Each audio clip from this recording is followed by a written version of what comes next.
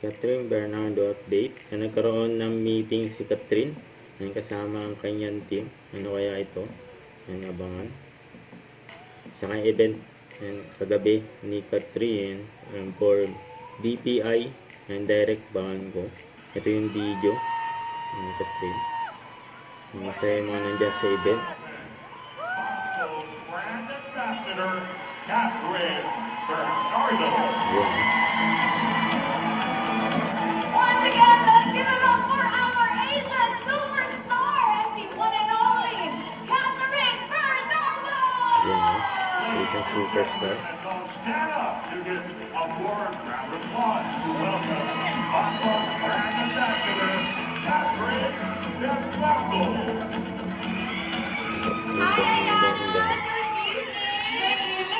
You look absolutely amazing. I know it's been a long time since I last saw Ate Kat, and congratulations on everything. Thank you, you too. Congratulations. Thank you, Ate. And I'll just read them first. Yes. Hello po sa inyo lahat. Magandang gabi to all our Bangko Mares and Bangko parents. I love the energy. Kanina po kayo dito. I hope you guys are still okay.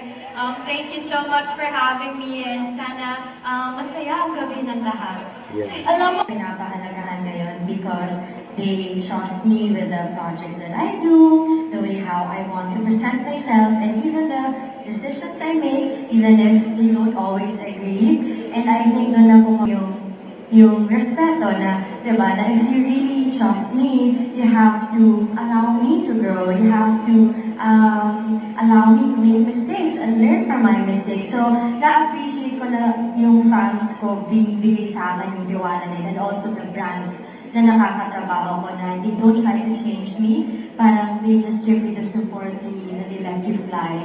So, I'm just really grateful and yung trust na talagang binavalue ko and pinoprotektahan ko more than anything. So, I'm just grateful for my fans na nag-stay with me during the good times, especially in the not so good times.